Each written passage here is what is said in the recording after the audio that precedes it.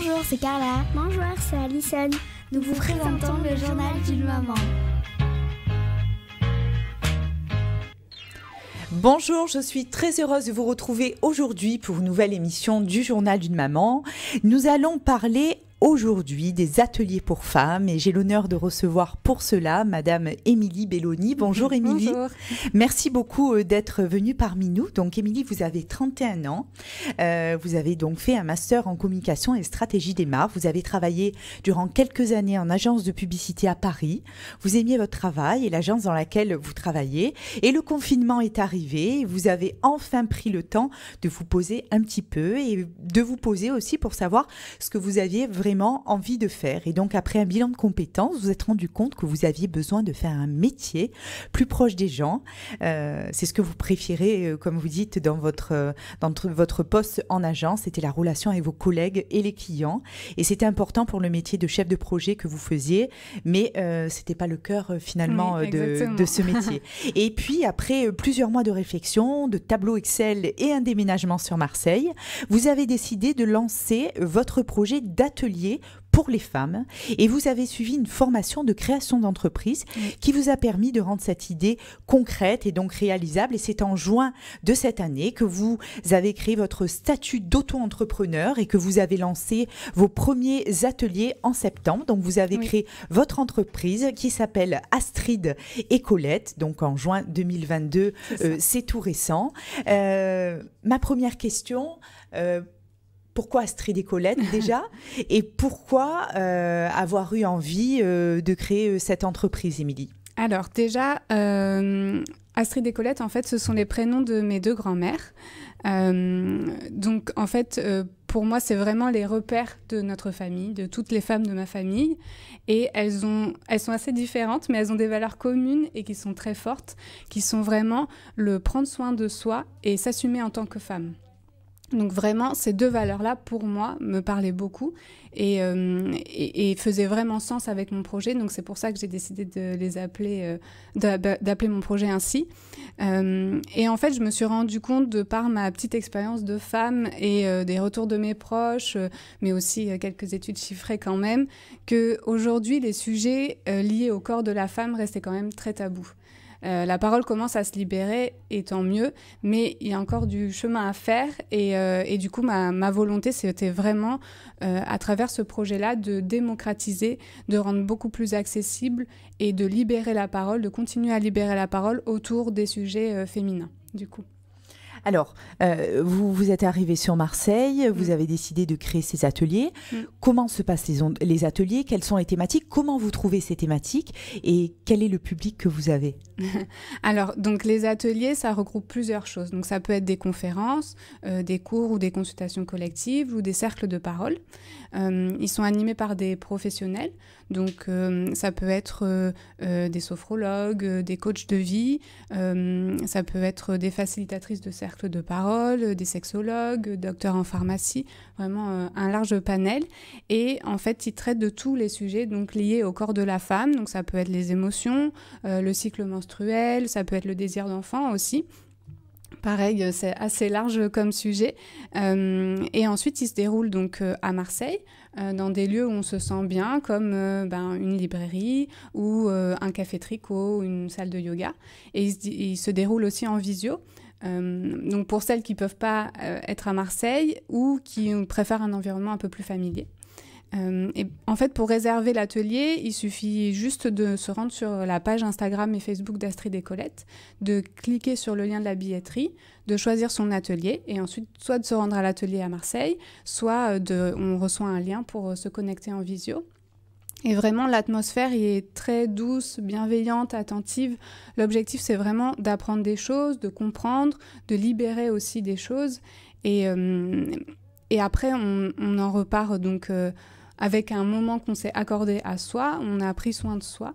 On en repart soulagé. On en repart bien. On a passé un moment, une parenthèse dans notre quotidien. Et ensuite, à la suite de cet atelier, on peut repartir soit forcément avec de nouvelles compétences, ou soit un livre conseillé par la professionnelle qui est intervenue, soit des exercices à faire chez soi.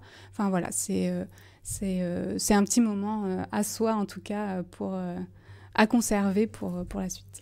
Qu'est-ce que ça vous apporte à vous, Émilie, du coup, de participer à cet atelier, puisque vous y participez, puis surtout de les créer, de les mettre en place? Alors moi, justement, à la suite de ce confinement où j'ai ressenti que j'avais besoin de quelque chose de plus proche des gens, en fait, j'avais besoin d'un métier où j'étais alignée avec moi, alignée avec ma vie, avec mes valeurs aussi. Et je m'y retrouvais plus trop dans ce métier-là que je faisais avant. Et là, en fait, quand je vois à la fin de l'atelier que les femmes sont contentes, qu'elles ont appris des choses et qu'elles ressortent avec quelque chose en plus avec lesquelles elles sont arrivées, moi je me sens bien, je me sens heureuse et je me sens vraiment alignée avec ce que je fais. Enfin, je me sens à ma place en fait. Oui, en fait, vous êtes animée par cette envie d'aider les femmes. Exactement. Et que les femmes soient apaisées et heureuses. C'est ça qui vous fait du bien. Exactement, en fait. Oui. C'est vraiment mon objectif de prendre soin des autres, mais aussi du coup des femmes pour ce projet-là. Et vraiment, quand je sens que quelque chose a été fait, je suis la plus heureuse. Alors, on connaît bien Bulle Fertile, Exactement, oui. qui intervient dans votre entreprise. C'est pour aider les femmes qui sont dans des parcours de PMA et qui ont beaucoup de difficultés à concevoir. Donc, je connais bien la personne qui tient cette entreprise, Florence. Comment se passe, par exemple, prenons l'exemple de Florence. Donc, il y a plusieurs femmes. Est-ce qu'il y a un échange? Est-ce que c'est un partage? Comment se passent un petit peu ces rencontres? Donc, par exemple, pour l'exemple de Florence, donc c'est sous forme de cercle ou de coaching. Elle explique au début, elle se présente aussi pour justement intégrer cette atmosphère douce et apaisante. Et ensuite, elle demande à chacune d'expliquer pourquoi elles sont là. Par exemple, dans le désir d'enfant, ou même on fait un atelier avec elle qui est plus générique sur la charge mentale ou les émotions qu'on peut ressentir au quotidien. C'est un mot qui nous parle beaucoup en tant que femme. Et donc, du coup, voilà, elle demande à chacune de parler d'elles, pourquoi elles sont là, qu'est-ce qu'elles ont envie de faire dans cette séance-là, qui dure 1 heure à 2 heures, ça dépend.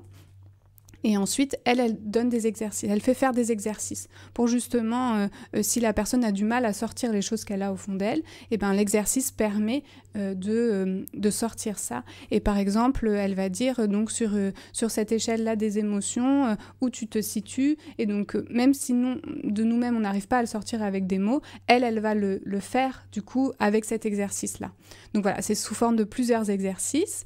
Et ensuite, du coup, à la fin, donc elle donne, comme je vous disais, soit des exercices à faire chez soi, soit des petits conseils, soit un livre auquel elle pense en fonction de cette séance. Et c'est ça qui est bien avec Florence de Bulle Fertile, mais avec d'autres aussi, c'est que chaque séance est personnalisée en fonction des personnes qui sont là. Les professionnels l'adaptent. Par exemple, on a fait un atelier de sophrologie sur les douleurs. Et donc les douleurs, c'est très large. Et la personne, donc avec une autre personne que Florence, du coup, qui est Elodie Nodin, qui est sophrologue à Marseille.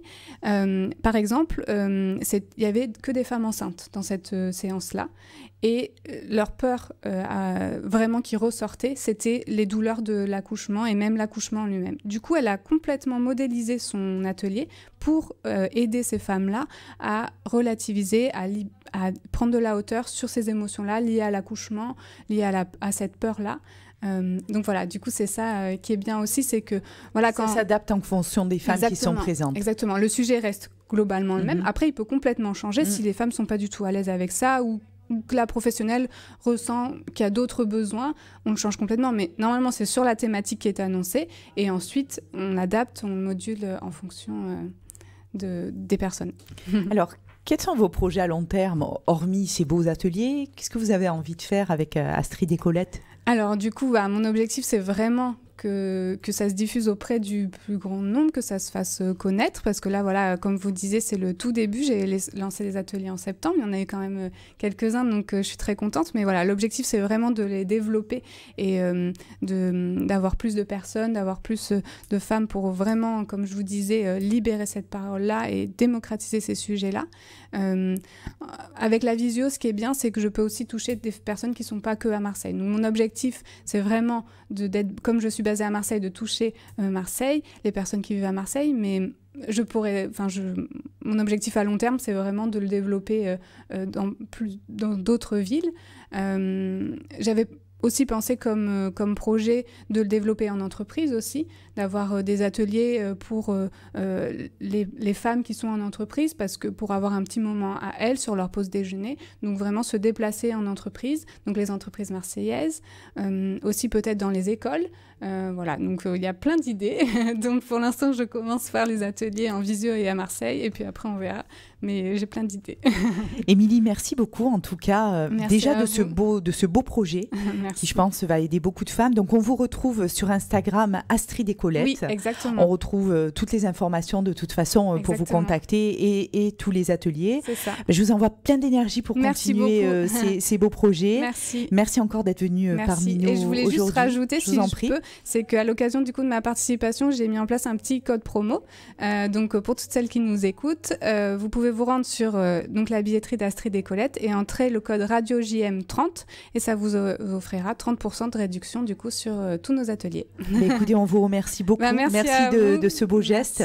J'espère que nos auditrices pourront en profiter. Merci à tous de nous avoir suivis. Vous pouvez retrouver tous les podcasts de l'émission sur www.radiojm.fr et on se retrouve très vite pour une nouvelle émission. Au revoir. Bonjour, c'est Carla. Bonjour, c'est Alison. Nous vous présentons le journal d'une maman.